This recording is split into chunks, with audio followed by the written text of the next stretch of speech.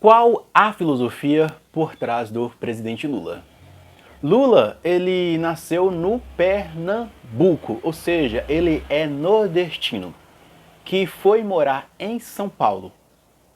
Chegando na cidade de São Paulo, ele entrou para um curso do Senai e formou-se em torneiro mecânico. Casado, pai de 3 filhos, Luiz Inácio da Silva, o Lula, nasceu em Garanhuns, estado de Pernambuco. Em 1966, como torneiro mecânico, entrava para Vilares. Foi na qualidade de suplente que, em 1969, integrou pela primeira vez a diretoria do Sindicato dos Metalúrgicos de São Bernardo do Campo e Diadema. Mas, antes de adentrar mais no assunto aqui, deixa eu me apresentar. Olá, seja bem-vindo ao canal Aprendiz de Filósofo. Eu sou Josinácio, tudo bem com você? Espero que você esteja bem. Hoje, Lula é oficialmente o atual presidente do Brasil. Ele já começou a implantar algumas medidas que possivelmente Bolsonaro ia dar continuidade se ele continuasse mais 4 anos. Lula revogou alguns processos de privatização, mas para deixar esse tema de forma mais didática, eu preciso voltar lá no século XVIII, com a Revolução Francesa. Ou seja, voltar àqueles temas de igualdade, liberdade e fraternidade. Por que estou voltando a esses temas? Sabemos que a Revolução Francesa foi um plano burguês que se revoltou contra o clero e a monarquia europeia. Isso foi no século XVIII, já no finalzinho ali do século XVIII.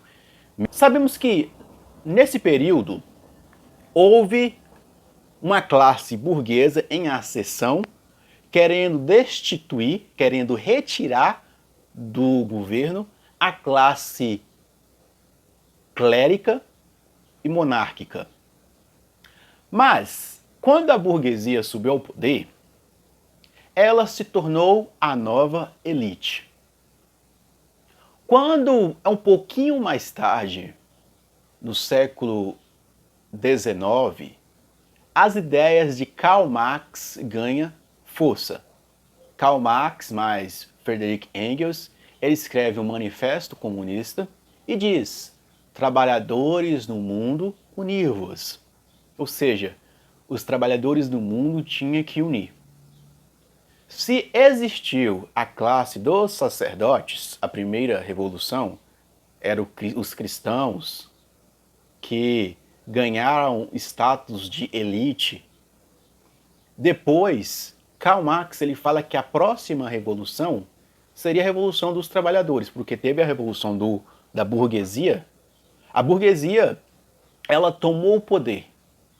Então, falta agora a revolução dos proletariados. Então, Karl Marx ele se revolta contra isso. Ele está criticando a burguesia, que até então, na Revolução Francesa, era a classe que, segundo eles, estava sendo oprimida pela monarquia ou pelo clero. Por que eu estou voltando nessa história? Já na década de 80, 70 ou 60, aqui no Brasil, se você querer aprofundar mais sobre a filosofia do Brasil, eu vou deixar um vídeo aqui que eu já fiz aí tentando explicar ou sintetizar o desenvolvimento da filosofia no Brasil. Sabemos que o século XX foi o século de experiências e de desastres no mundo todo. Podemos ver o nazismo, Revolução Russa, regimes militares aqui no Brasil, ou regimes militares pela América Latina, especialmente no Brasil. E em 1980 é criado o Partido dos Trabalhadores. Ou seja, Lula se torna um representante do Sindicato dos Trabalhadores. Todos vocês sabem o que fazer. Nós fizemos 10 dias consecutivos. 10 dias. Ninguém pode ter esquecido isso. Existe um trabalho a ser feito nos bairros, existe um trabalho a ser feito nos pontos de ônibus, e o que é mais importante, ninguém ia à porta da fábrica.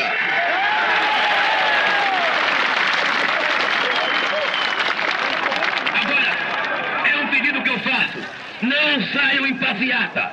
Não saiam em passeata. Saiam daqui direto para suas casas. Estamos entendidos?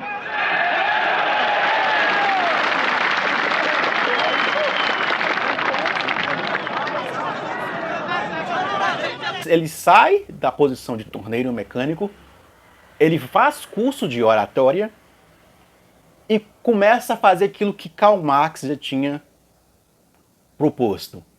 Os trabalhadores têm que se unir. Então Lula ele funda o Partido dos Trabalhadores junto com intelectuais, pessoas do sindicato e cantores.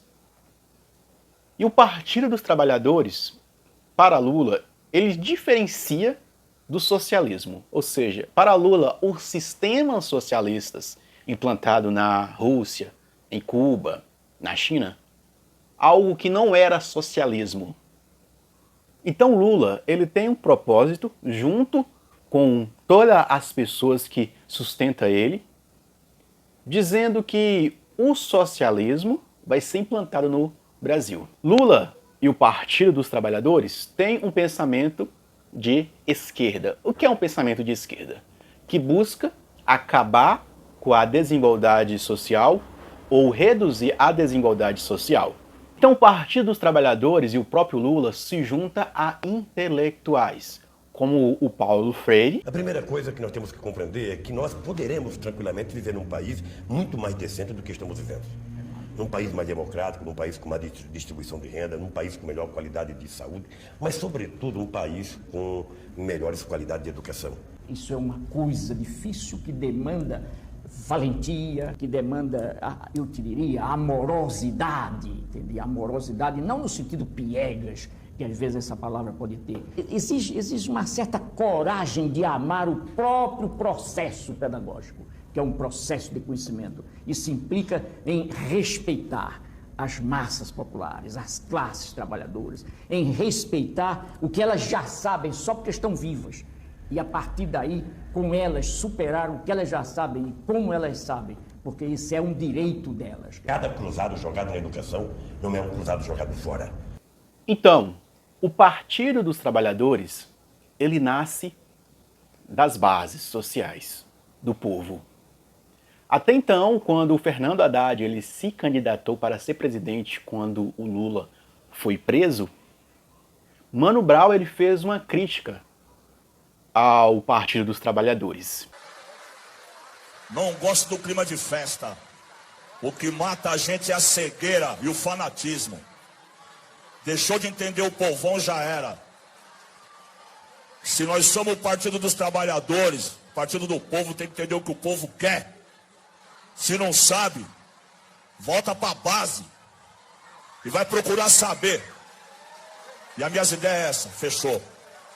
Como eu avaliei, qualquer sistema ou movimento que começa das bases, ele tem a tendência de se tornar burocrático. O PT, até então, quando não tinha subido ao poder, era um movimento popular. Ouvia as massas, ouvia o povo, nasceu das bases, formando ali lideranças populares, intelectuais populares como o Paulo Freire, Leonardo Boff, Frei Beto, a Marilena Chaui. Mas o momento que ele subiu ao poder em 2003, o PT começou a se tornar burocrático, começou a se tornar uma esquerda de elite. Começou a sistematizar, como aconteceu com o cristianismo. O cristianismo ele nasceu da base popular. À medida que ele foi crescendo, o cristianismo, ele se tornou burocrático, que nem nós temos a Igreja Católica, com sua hierarquia, e outras denominações protestantes, pelo menos as mais tradicionais, como a Igreja Anglicana, a Igreja Ortodoxa, a Igreja Luterana. Ela se torna burocrático, todo o sistema popular, à medida que cresce, se torna burocrático. Que nem o movimento protestante começou das massas, mas à medida que subiu ao poder e ganhou status, se torna burocrático. E o PT, todo o movimento dele da década de 80, de 70 até 2003, era um movimento popular. Chegou ao poder, se tornou burocrático. Mas não quer dizer, porque ele se tornou burocrático, que a filosofia ou a ideologia política dele morreu. Só ganhou força, mas de forma burocrática. Que nem, se você querer saber o que é o marxismo ou o pensamento político que influencia o PT nessas buscas de transformações sociais, vou deixar um vídeo aqui em cima para você estudar um pouco sobre isso. Até a década de 70 e 80, o Brasil tinha um grande número de analfabetos, ou seja, pessoas que não sabiam ler ou escrever. Ou seja, a educação do Brasil era uma das coisas que o PT estava buscando resolver. Nós vamos terminar 89 com praticamente 31 milhões de analfabetos e 8 milhões e meio de crianças em idade escolar sem escola para estudar. De quem é a culpa, professor? A culpa fundamental está na estrutura da sociedade em que nós vivemos, é na forma como esta sociedade montada como está, funciona e como ela se organiza, como ela se dirige aos interesses de uma certa minoria que detém o poder. Eu acho, Lula, que para enfrentar um problema como esse que você acaba de colocar, quer dizer, 8 milhões de meninos e de meninas em idade escolar, eu nem diria fora da escola, porque quando a gente diz 8 milhões fora da escola, esse fora sugere um pouco de manha da ideologia, sabe? Isso sugere que os 8 milhões não estão na escola porque não querem. Não, são 8 milhões de meninos e meninas proibidos de estar na escola. O que a gente puder fazer, no sentido de convocar os que vivem em torno da escola e dentro da escola, no sentido de participarem, de tomarem um pouco o destino da escola na mão também. Tudo que a gente puder fazer nesse sentido é pouco ainda, considerando o trabalho imenso que se põe diante de nós, que é o de assumir esse país democraticamente. Lula, ele teve 2 mandatos.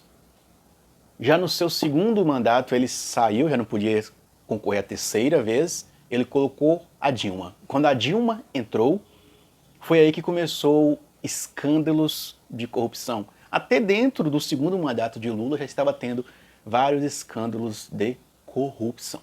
Ou seja, um partido que nasceu da base, falando que ia promover a paz social, quando chegou ao poder, começou os mesmos escândalos que tinha dos outros governos. Mas a Marilena Chaui, ela vai ser uma pensadora, filósofa brasileira, que ela vai ser apoiadora da filosofia do PT, ou seja, ela é uma divulgadora da filosofia por trás de Lula e da filosofia por trás do Partido dos Trabalhadores. E ela aborda algumas questões sobre alienação social. O que é alienação social? Aquela pessoa que ela não faz parte da sociedade. Ela só faz parte da sociedade na hora que vai votar. Alienação social do que jeito? A pessoa ela não tem acesso à cultura em geral. Não tem acesso àquilo que a classe, a elite tem. E Marilena ela aborda sobre alienação econômica. O cara que produz determinado objeto, ele não consegue usufruir daquele objeto. A pessoa trabalha numa fábrica, produz um sapato, mas o dinheiro que ela recebe não é o suficiente para comprar aquele sapato, para usufruir do seu próprio trabalho. Ou seja, uma alienação econômica. Não tem dinheiro o suficiente nem para a vestimenta e nem o suficiente para a alimentação. E por último, tem a alienação intelectual. O que é alienação intelectual? Dizer que o trabalho intelectual ele vale mais do que o trabalho braçal. E é isso que está até hoje. Isso é arrastado desde a Idade Média. Por quê? A pessoa que tem um trabalho intelectual, ela recebe muito mais do que a pessoa que tem um trabalho braçal. Então, o Partido dos Trabalhadores é um partido de centro-esquerda que está buscando reduzir essas desigualdades sociais, econômica, intelectual. A social é o quê? Dá espaço para as classes mais baixas participar do social, da política, transitar em lugares que eles não transitavam. acabar com essa alienação econômica, quando dá acesso à Bolsa Escola, Bolsa Família, tentar acabar com essa disparidade, ou pelo menos reduzir, que nem quando o Lula criou projetos aí, tentando reduzir essa relação econômica, ou seja, essa alienação econômica.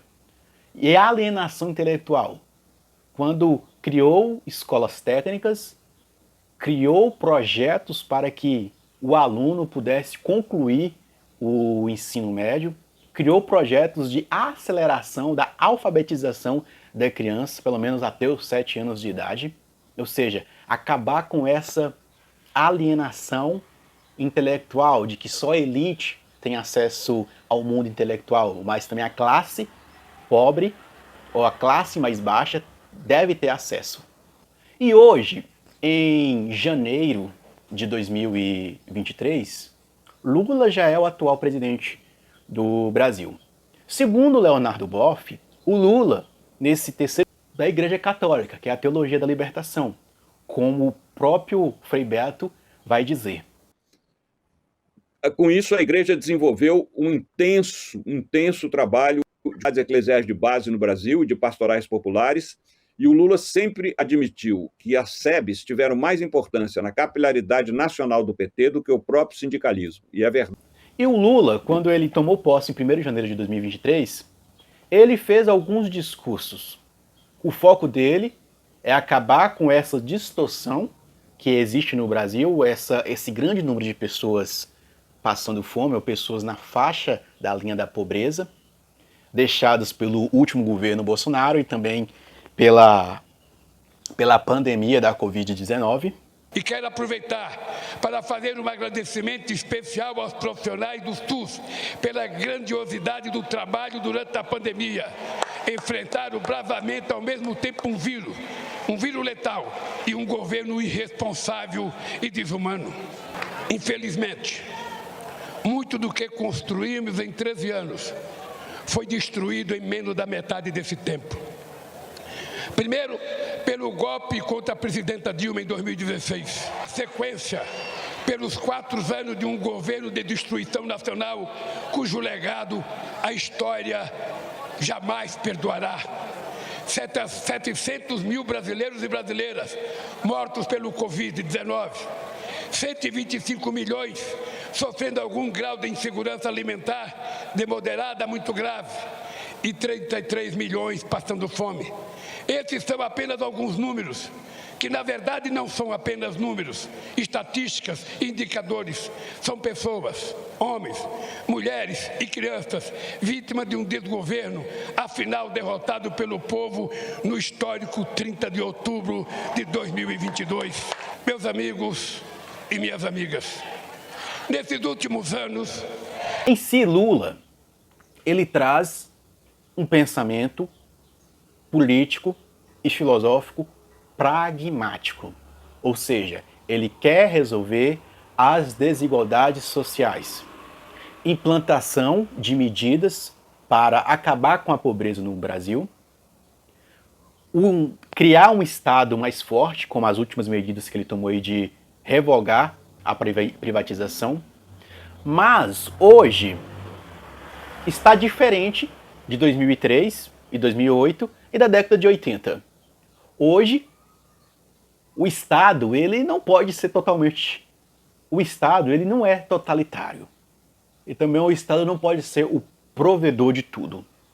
Então, existe uma dança de tango aí entre o governo e a propriedade privada. Que ao longo da história da esquerda, a esquerda tem uma forte crítica à propriedade privada. Ou seja, muitas correntes de esquerda buscam abolir a propriedade privada. Na raiz do movimento marxista ou socialista é abolir a propriedade privada, ou pelo menos o Estado tomar posse de todas as propriedades e ele distribuir de forma igual para a sociedade. Lula, ele voltando ao governo este ano e os próximos 4 anos que ele vai ficar, Lula está pegando um país praticamente quase na mesma situação que ele pegou em 2002 para 2003. um país com um grande número de analfabetos, ou seja, crianças que já estão no 6º ano, no 7º ano, que não sabem ler nem escrever, devido à defasagem tecnológica que ocorreu durante a pandemia, que nem toda criança tinha acesso à internet para estudar, e nem toda criança tinha disciplina, e os pais também não tinham como exercer essa disciplina para que a criança continuasse estudando. Ou seja, existe um problema de analfabetismo funcional aí no Brasil. Mas um fato que eu observo que existe 2 correntes que podemos definir dentro da política atual. Existe o movimento neoliberalismo, ou seja, reduzir a intervenção do Estado na economia, ou seja, baixar que o Estado fica interferindo, a mínima intervenção possível do Estado na economia. E existe o movimento progressista de esquerda, que seria a intervenção do Estado na economia, ou seja, mais de linha de esquerda. Ou seja, aqui existe uma linha mais de esquerda, vista no Lula, e uma linha que era do Bolsonaro, mais de neoliberalismo. Por quê? Toda vez que existe uma crise no sistema capitalista ou no sistema político, eis que nasce as ideias socialistas. Ou seja, se o sistema liberal não está dando certo, está provocando mais pobreza, eis que vem uma oportunidade para a visão da esquerda ou do socialismo. Ou seja, sempre vai ter esse diálogo ou esse embate entre essas 2 correntes. Antes entrou Bolsonaro com uma visão mais liberal, de direita, uma certa direita. Agora volta novamente o Lula, com a visão mais de esquerda. Vamos ver os próximos episódios dessa história política no Brasil. Só tentei trazer aí uma visão para a gente saber como é essa direção que Lula talvez pode dar ao Brasil. Tchau, tchau, muito obrigado por me acompanhar até aqui e eu fui!